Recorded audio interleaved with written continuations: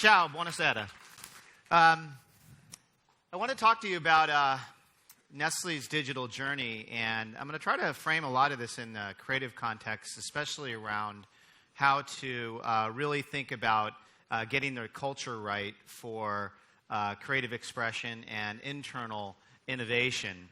And many of you, whenever I show this slide, people are really, really surprised about what's behind the big Nestlé brand. We actually have about 2,000 brands.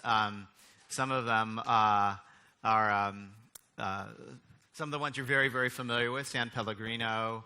We have Vittel, Perrier, and many, many, many others, and obviously a really strong representation. Many of my colleagues are here from our Milan office. Thank you for coming.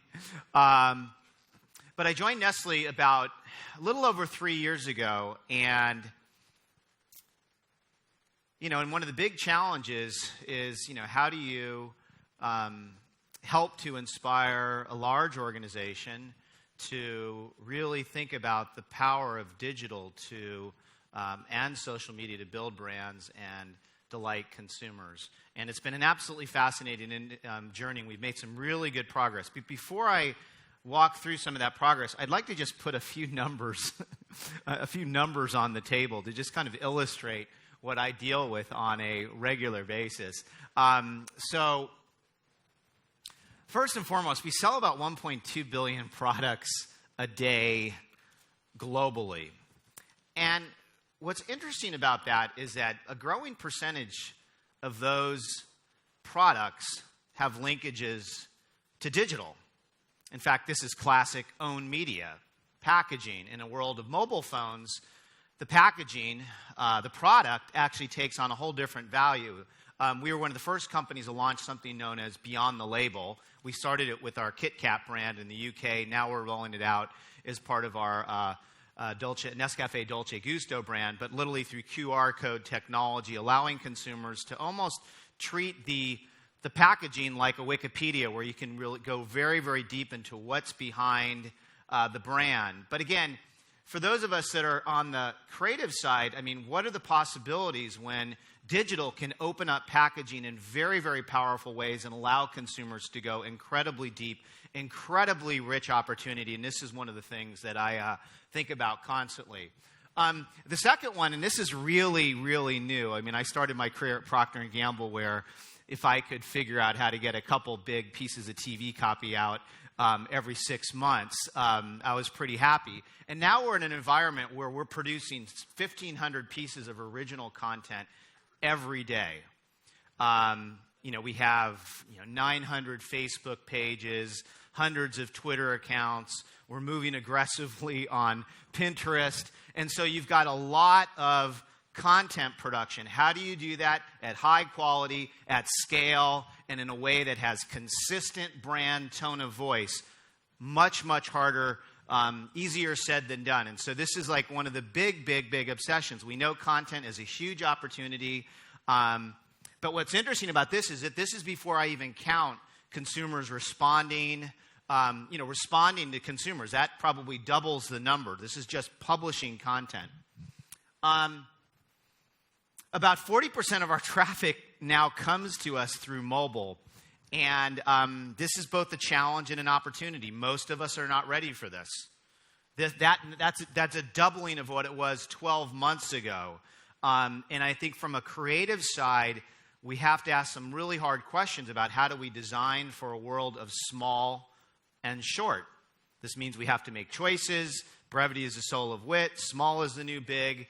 And we really have to kind of rethink the process. Now, the good news is it may take us back to some great marketing fundamentals. The other piece that's interesting, and this for me, this has been my most interesting creative canvas, is that we now have 200,000 employees on an internal social network.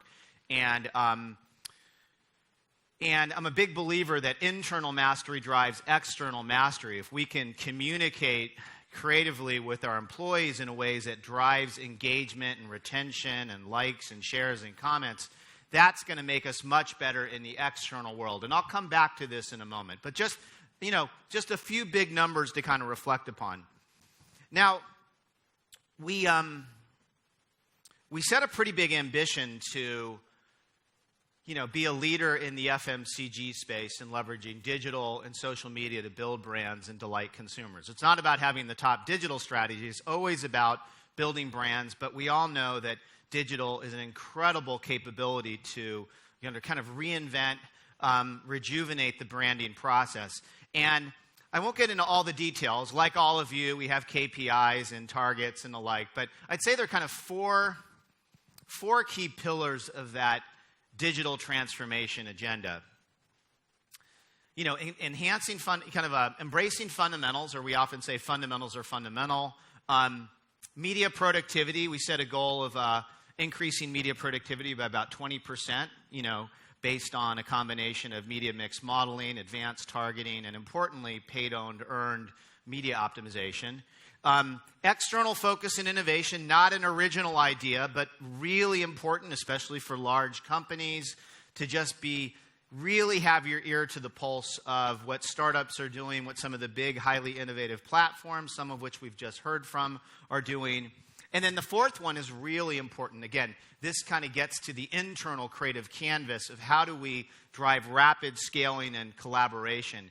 And what's interesting about Nestlé is that we're a radically decentralized company. We're largely driven by our markets. So we don't have a lot of resources and headcount in our center headquarters where I work in Switzerland. So to really make things happen, we have to drive sharing.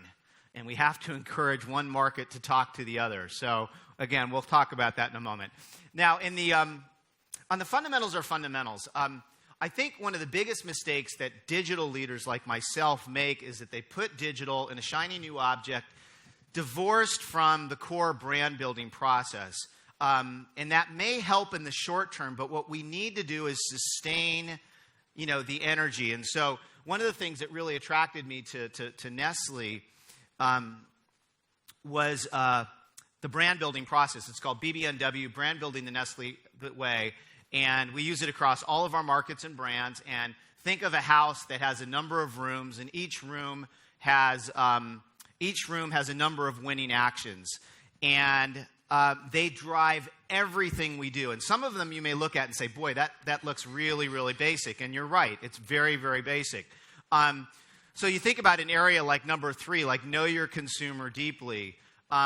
This has always been very central to brand building, driving business, but those of us that are close to digital just know that the online conversation is infinitely revealing of brand value. The database of intentions through Google, search, the clickstream analysis of what we analyze through our online tools really helps us to penetrate deep consumer insights. So what we've tried to do is almost say, listen, the truths are still there, but digital is the ultimate vitamin to make everything we've already believed in much more powerful.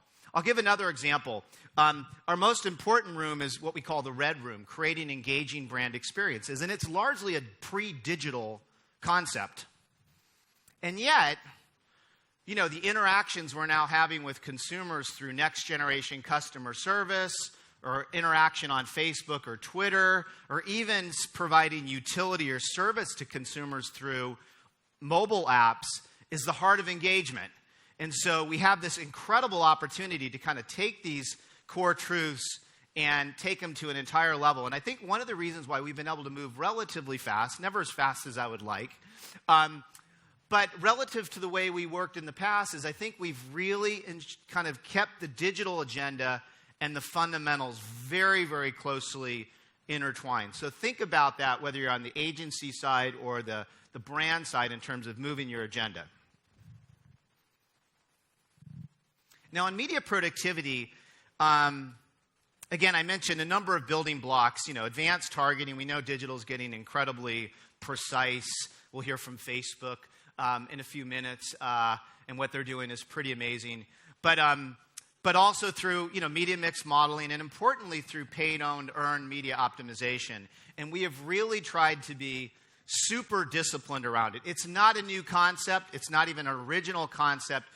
But being diligent to it is what we believe will really get the big results. if you think about kind of where the world has been up until now, it's largely kind of heavy on the paid media side. Owned is like your packaging, your database, even your Facebook fans. You could argue your employees are owned. Pretty light. And then the earned media, the ratings and reviews on Amazon, the positive testimonials, has always been lower. And we definitely want to get to a point where they're much, much more in equilibrium. We do believe that brand advocacy, consumer testimonials are more persuasive than traditional advertising. If we can turn consumers into our advocates, our sales force, that's going to build the business. So we've really tried to build a framework, and we've enrolled our media planners and others to really stay diligent to this. And coming into 2015, I would say that owned media is going to be particularly important, especially with declining Facebook organic reach and the like. Now, the second piece is it's not only kind of finding that harmonious ecosystem between paid, owned, and earned. It's also trying to drive action. Now, that's not to say that we want to become a performance marketer where everything is about getting consumers to click. But what's beautiful about digital is that if they're so inspired by the creative, we have the opportunity to lead them to new places. And so the discipline we've tried to build is around discover, share, and shop. So our Beyond the Label initiative that I mentioned before is a classic example of discovery. Consumer just wants to learn more. What are we doing to open up the door to their discovery? The share, I think all of us can do a much better job of making it easy for consumers to amplify their love or their reaction, even their negative reactions to our advertising, and we're trying to build discipline there. And then, of course, on the third one, shop. I do think the friction is being removed from, advertising and purchase. And we're looking to really kind of build discipline. And if a consumer is so inspired by what they see through our ad models and they want to put a product in the Amazon basket or put it on reserve to buy offline, we want to make sure that we're helping them do that. So again, paid, owned, earned optimization, and then impressions that drive action. Really trying to build discipline. To us, that's the heart of media productivity. Now, I wanted to give an example. We're working very aggressively with all the major platforms, and most of you are here, and we thank you for your partnership, whether it's Facebook, Twitter, Google, and the like. And they've presented a very interesting creative canvas of kind of thinking about how do we stay true to those fundamentals, but really give that message extra lift. I wanted to share an example from a recent, we've started to get closer to BuzzFeed, and one thing that we found particularly interesting about working with them is, not only kind of the high word of mouth levels, but they're bringing a lot of kind of expertise in terms of what does drive amplification and sharing. And the platform is kind of a classic, paid meets earned meets owned. And I wanted to share an example of something from our Purina brand in the U.S. that has not only kind of posted really good, YouTube views, plus 15 million, but has, I can't get into the details on this, but actually posted really good business results for us. So let me kind of run this, and then I'll offer a few comments. Oh, can we run that video, please?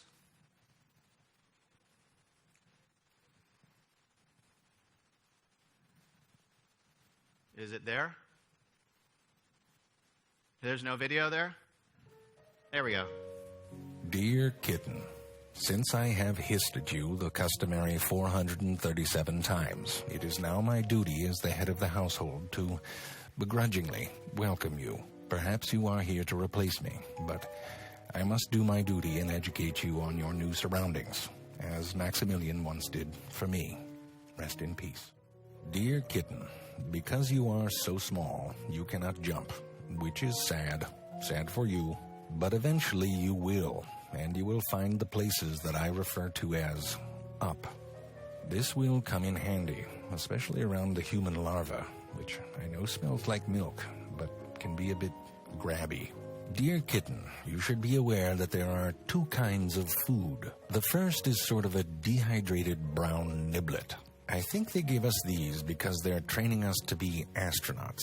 Just a guess. The second kind is wet food. It is so special they keep it in little armored metal casings that no claw can penetrate. With no claws to speak of, the humans can somehow open them. It's like some dark magic. Dear kitten, I should warn you of the monster known as vacuum. It can eat and yell at the same time. And I've seen it eat everything. Seriously, like a paperclip and 2 cat toys. Didn't even flinch. So, kitten, welcome to the household. You'll do just fine.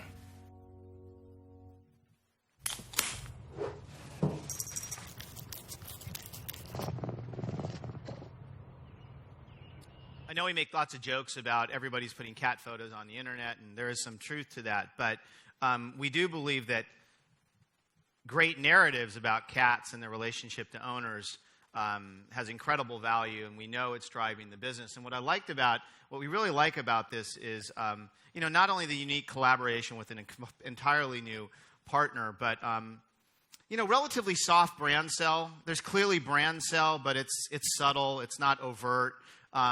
It's kind of behind, a very engaging narrative. And it's been interesting kind of looking at the reactions online. It's kind of really hit the pet owners in a very meaningful way, and it's driven a huge amount of earned media. But we've also kind of combined that with paid as well, and it's been a very good example of kind of paid meets earned.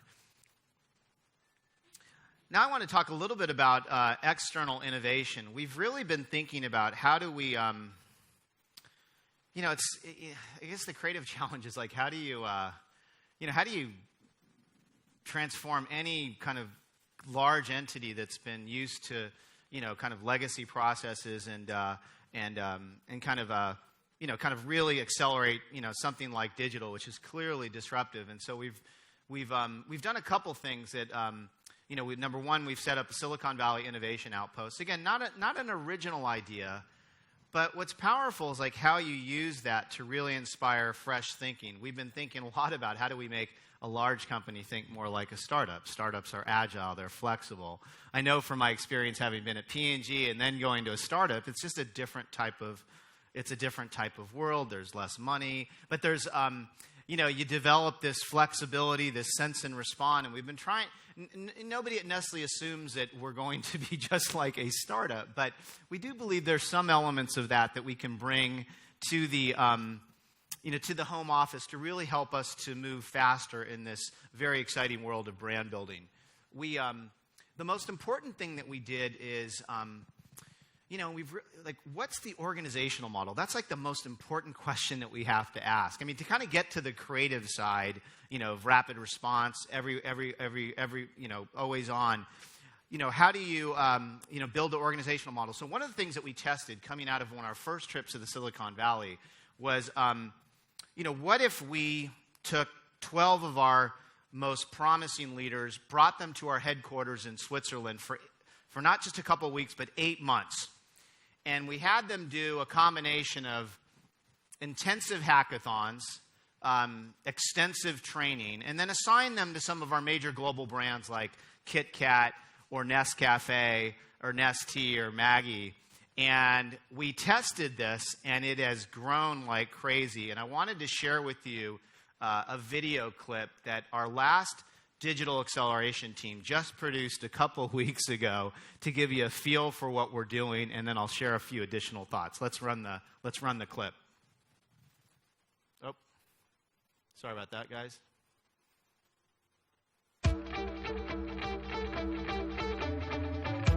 DAT stands for Digital Acceleration Team. We started this program in early 2012. And it's grown tremendously. We have over 45 DAT graduates so far. We are creators, enablers, and ambassadors. We think faster, better, cheaper, and smarter. We are here to lead by leveraging digital and social media. To build brands and delight consumers. DAT is dedicated to take full advantage of digital and social media to inspire business results and innovation. We focus on listening, engaging, inspiring, and transforming. A key focus of the DAT is to think about digital as much as an operating principle as a communication channel. Fully committed to talk the walk, the DAT continues to be a center of experimentation and breakthrough change within the organization. We have to think speed and stay proactive. We think faster and act faster. Innovation at that speed. Embrace change and listen to what the consumer is saying. It's very simple. It's about us moving faster. I feel proud to be part of a company with a big commitment to nutrition, health, and wellness. A big focus of the DAT is all about leading by example. It's highly experiential. We want them to experience and live and breathe and eat digital, and then internalize that into how we develop best practices in marketing, sales, e-commerce, all those different areas. We're working closely with our Silicon Valley Innovation Outpost team to leverage startup culture to deliver a competitive advantage for Nestlé. We are learning the skills to create highly effective and engaging content. This year, we were approached by the NRC to work with them on a pizza test that was directly linked to the innovation pipeline. The DAT is truly inspiring Nestlé to think and act differently. We are currently working with an emerging market on a pilot that aims to improve business efficiency through mobile technology. One of my greatest sources of pride and passion is working with the DAT team members. They bring an incredible sense of can-do, optimism, consumer centrism, and kind of speed of market that I think is so important. DAT, in my view, is the most concrete, tangible manifestation and evidence of our ambition to be leaders in digital and social media. I've been incredibly proud of how DAT members have gone to markets and led digital, led major brands, led major initiatives, started their own DATs. Again, we're creating a network effect at Nestlé where we're bringing in some of the smartest and most passionate leaders, not just digital leaders, but leaders who see digital as the DNA of the new brand building power. The DAT model is scaling fast around the world, so we are committed to build and nurture the Digital Acceleration Network. The DAT team continues to raise the bar at Nestlé, and this is really important because digital is raising the bar, and companies need to catch up and meet those new expectations.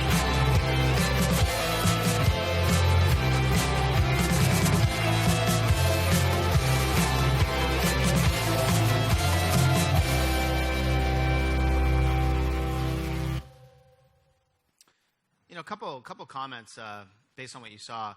You know, you saw the big screens. We have a consumer engagement center, and we're really big believers in this notion of visual ROI. You know, how do you bring the data to life in a way that motivates? And I generally think, you know, and I had sold a company to Nielsen, so I'm pretty close to the research industry. I generally think we only get a fraction of the value from our huge research vendors because of the way we leverage the data. And what we've tried to do in the DAT is kind of bring the consumer voice to life, whether it's from our consumer contact database or whether it's through what people are saying online. And sometimes you have to look at a screen for a while for that insight to kind of pop. But the key is to really always make that data pervasive and present it in a way that really, really motivates. I think that's one of our biggest challenges, both on the brand and the agency side. The other thing you'll notice is you saw a studio. So in addition to the place where they work, there's a content studio. And I think that if we're going to be really great at content, creative content on the outside, we have to learn how to do it ourselves. And so every DAT member has to learn how to take best practices and make it inspiring and engagement, and then they distribute it through our internal social network.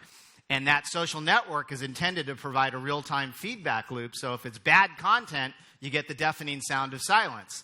If it's good content that inspires, that motivates, that makes a market say, I want more, it travels fast, and that's all measurable. That's the beauty of digital. We can actually measure the comment streams.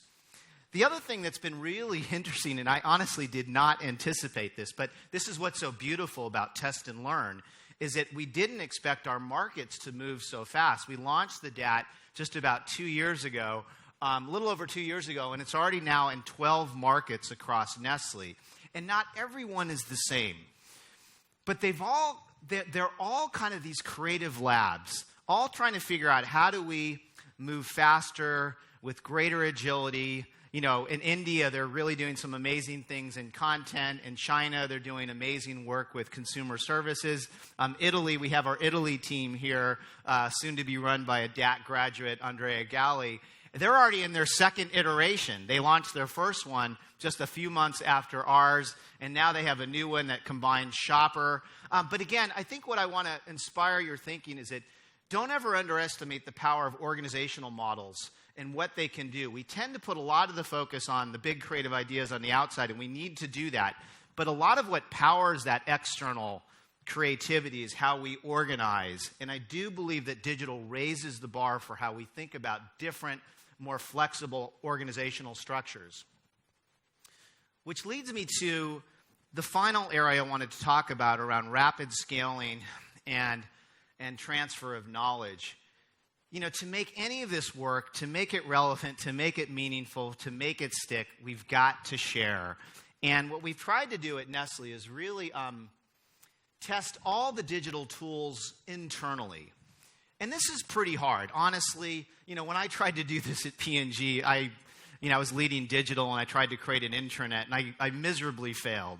But I also kind of learned about what might work as technology evolves. And so what we've tried to do since we've been at Nestlé is really, we've created internal versions of YouTube where we're getting kind of bite-sized, snackable content, highly shareable. We have internal blog structure. And then we recently kind of created an internal form of Facebook that's been powered by Salesforce that has brought 200,000 employees on the knowledge sharing network. And it's pretty interesting in terms of I'll give you an example of what this looks like. So here's my profile on our internal social network. You'll notice that I've done about 4,000 posts. I have 3,500 comments received, and I've gotten about 1,200 likes. These metrics really matter to me. My goal as a leader is to help markets win. And the question is, how do I know whether I'm helping markets win? What are my KPIs? People can tell me casually, you're doing great. But in a world where you're using social networks, what digital provides is incredible transparency into what works and what doesn't. And I manage my own community. I have 3,300 brand builders across Nestlé. I publish every day, and I meticulously analyze the results. I look for whether key influencers pay attention. I look for whether Italy is paying attention. If a market doesn't engage, I sort of say, what am I doing wrong? And again, if there's the deafening sound of silence, I completely freak out because that means maybe I'm not being creative enough. And we've had to test a lot of different ways of getting employees to engage. And employees are very similar to consumers. We have short attention spans. We're stressed out. We have so many things going on, and we have to really think about what are the creative hooks that are going to get them to pay attention to my case study, my best practice, and the like. But you can see from this exhibit how, you start to figure out very quickly who's driving influence in the organization and how do you leverage them. And again, this is the same thing we're doing externally. We talk about marketing to bloggers, finding the talkers. Same thing internally. In a world where your social networks are applied internally, we can start to get some really good data in terms of what's moving the needle. But I think the key point here is that don't underestimate the power of internal creativity as fueling external creative excellence. We believe that it goes hand in hand. Now, I wanted to close with a really important kind of a reflection. I get asked all the time about what is leadership in this new world of disruption, dramatic change. And I've kind of been at this for about 20 years since I graduated from business school. And what I've noticed is that the folks that really, really win and move up the chain, not just in the digital circles, but in the executive or brand building circles, are the ones that can manage, not resolve tension. And I think we have this incredible desire to resolve tension. Yes or no, black or white, absolute answer. And what we need to understand is how to straddle what I call digital dualisms. And dualisms are ostensible opposites. When I was a student of political theory, I used to debate political dualisms, freedom versus democracy. But also in the digital world, there's a lot of tension points that we need to manage. And one of the big ones that we've all debated, both on the agency and on the brand side, is stimulation versus integration. Should digital be standalone, or should it be integrated into everything? And the answer is yes and yes. And it all depends on context. And the great leader, the digital leader kind of understands where to play both sides. I was hired by Nestlé as a classic stimulant. They were looking to stimulate their effort. At the same time, I'm obsessed with getting everything integrated into Nestlé's core brand building framework. ROI versus intuition. I mean, come on. We can get pretty silly here in terms of all the ROI analysis we need to do the obvious. And yes, we need data to drive critical decisions, but let's not forget that all of us are pretty darn intuitive about digital. We're online, on Facebook and Twitter. We know the inherent efficiency of social networking and the opportunities. How do we apply that to that kind of intuitive sense to our business processes? Not throw away numbers, but really find that fine line. Collaboration versus chaos. I mean, those internal social networks, they can digress into chaos very, very quickly if they're not properly managed. And they don't happen automatically. Technology doesn't fix problems automatically. You have to have really smart human intervention that can kind of manage those critical tensions. And then the last one is really, formal versus informal power. The thing that's been interesting about managing an internal social network, most large organizations are pretty hierarchical. But what happens when you apply an internal social network is that, new voices emerge. And oftentimes, what I'll sometimes find as I'm listening to the conversation is that some of the folks that don't technically have digital written next to their name are absolutely brilliant. They get it. And there is a certain Darwinistic principle of expression where kind of the really smart, informed voices kind of rise to the top.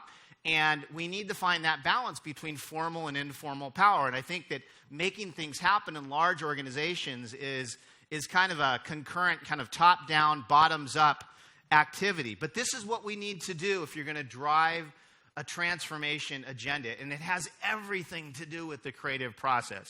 So there you have it. I think I actually have a few minutes left if anybody wants to jump in with a question or a comment or a like or a dislike. But I thank you very much for your time. I hope you found this informative. Thanks.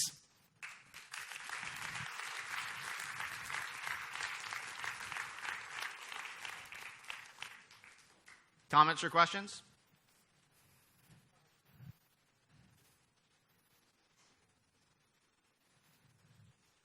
Tweets, retweets, posts?